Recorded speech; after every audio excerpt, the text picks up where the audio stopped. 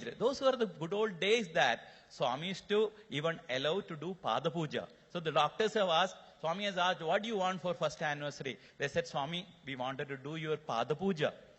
Then Swami said, yes. So those were the good old days. Swami used to sit and they used to wash Swami's feet nicely and they used to apply the sandal paste. And just imagine God sitting in front of you and doing the Ashtottara Nama of the Lord. After finishing almost half an hour it took, the loving Lord came back to my room again. And this time he got me one grapefruit. He said, open your mouth, he said, all his anger. I opened my mouth and he put it in my mouth and he went back to the mandir. They were giving me continuous drip. So my diarrhea had stopped, fever has abated, but I was feeling miserable. Without having darshan, sitting in the hospital, what am I going to do? So I asked the doctors, don't you think I am all right now? They said, yes. Then why don't you discharge me? They also felt it is okay, so they discharged me. After going to mandir, I wrote a letter to Swami. Swami, by your grace, I have become all right. Now they have discharged me and I have come back. And those days, Brother Vijay Bhaskar, remember, whenever we wanted to give a letter to Swami, you write the letter to Swami, directly walking into the interview room, open the door, whoever is there, you hand over the letter, immediately it has to be taken to Swami. Any number of letters, in any day. Just imagine the chance what we had. We are the VVIPs, if you say. So that is the type how Swami used to look after us. So I sent this letter. I wrote a letter. It was around 10 o'clock. Swami was inside the room. I went and straight away gave the letter and it was taken to Swami. Swami read the letter and he sent me a strange message. Till then, Swami was providing me free food from the canteen. Swami said, whatever you want, you go and eat in the canteen. I will pay for you. You don't worry. So that was this thing Swami. Swami sent me a message saying that, ask him not to eat in the canteen. His parents are here. At that time, parents had just moved over to Prashanthi Nilayam. Swami had given them a room. Swami said, let him go and eat in the house. Ask him to be very careful about his diet. Let him take only bland food. I was started wondering, why Swami is giving all these instructions? I am perfectly all right now. After all, it was a diarrhea and vomiting. Why so much? But Swami knew the best. Within 1 week, my fever shot up. And there was excruciating pain on the lower abdomen, all continuous vomiting, and also diarrhea. So doctor came and told, I have to shift you back into the hospital. I was shifted back into the hospital and they found that I was suffering from malignant malaria, which has affected my liver. And in turn, the pain was so excruciating, the liver has bloated up. So they found that, the medical record even today they have kept, they say that liver has stopped working. No, they started decomposing inside. This was the situation. And the pain was so excruciating. So I had high fever, and to top it all, both my kidneys failed. There was no urine secretion at all for 36 hours. So I knew that my condition is quite bad. I asked the student who was helping me in the hospital, just get me a pen and paper. Lying down, I wrote a letter to Swami, most dearest Bhagavan, I think my last days have come. I am not afraid of death because one day everyone has to die. But I have only one prayer in my heart. Before I close my eyes, Swami, just give me one darshan of yours. I don't want anything else in this life. I sent that letter. Next day, I fell into a coma. Now, this was told to me by the student who was helping me. The doctors were discussing, the superintendent of the hospital and another doctor. Superintendent felt that there is no point in keeping me in the hospital because it was not such an advanced hospital. They want to send me to Bangalore. Bangalore.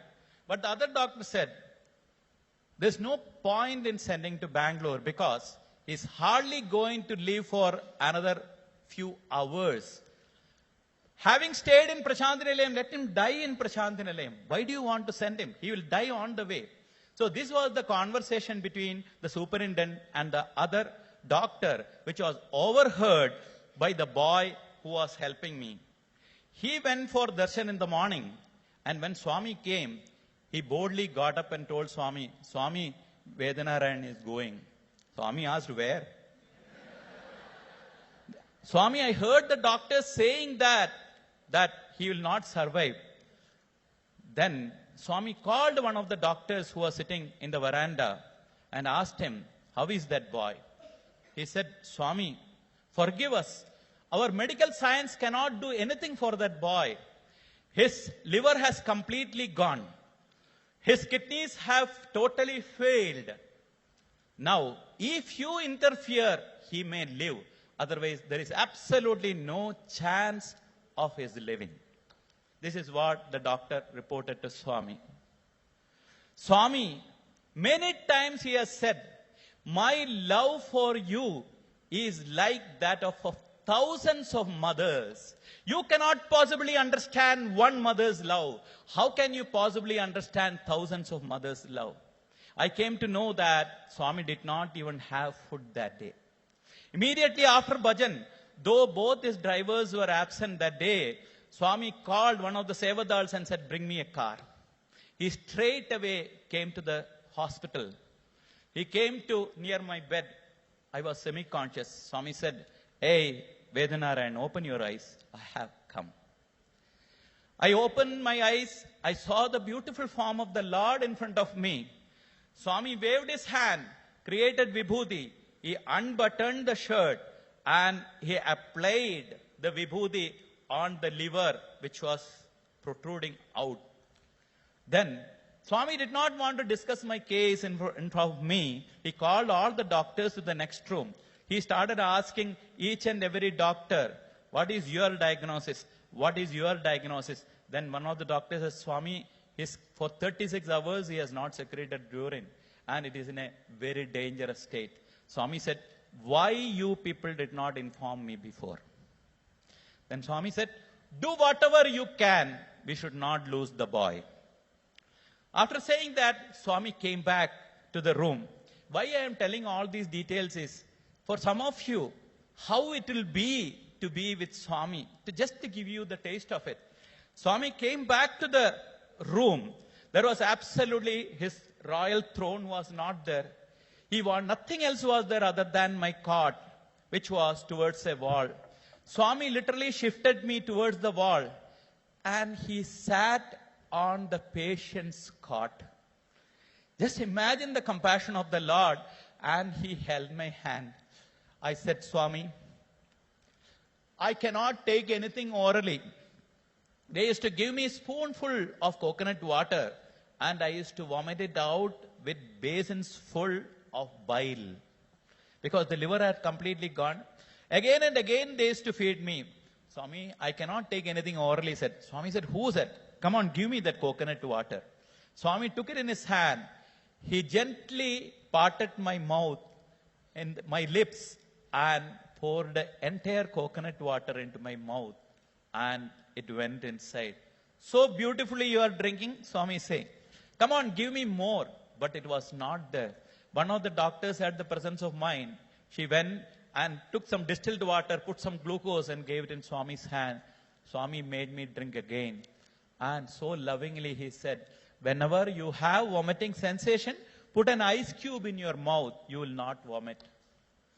Swami said, I will go to Mandir, I will send you one Viva bottle, I will send you an electrode, keep drinking that.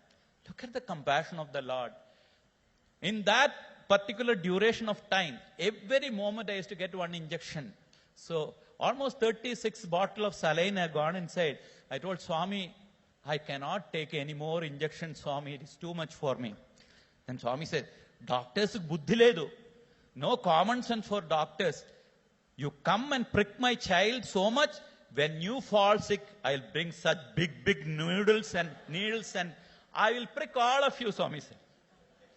So that was the love of the Lord. Then Swami said, just check his blood pressure. Then one of the doctors came and checked my blood pressure. It was very high, like 200 by 150. Swami said, it's too high. Perfect blood pressure should be 120 by 80. And Swami smilingly said, just check my BP, how much it is. And in front of us, the doctor put that and checked the BP. It was 120 by 80. See my BP, it is perfect. That is how, with so much of love, for half an hour, Swami spent in the hospital, then said, you will be all right, don't worry. Then Bhagavan went to Mandir. This again I was told. There again my students and the other staff, they were waiting there. Swami went and told them, do you know? With all seriousness, Bhagavan said, I went to hospital. Vednarain is dead. So, all are stunned and they were looking. Hey, when I am here, how can he die there? Look at the compassion of the Lord.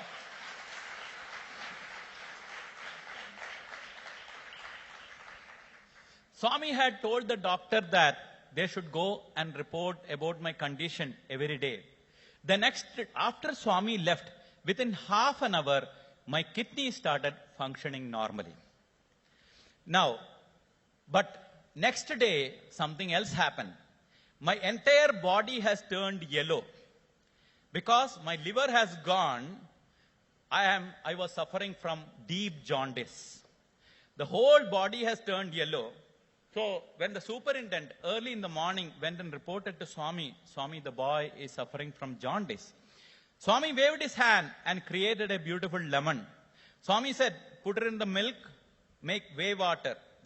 In the medical parlance, you have to remove the fat of the milk and that the thin water should be. Swami said, give this and he'll be. So they were making me drink that. Within 2 days' time, the loving Lord came back to the hospital again.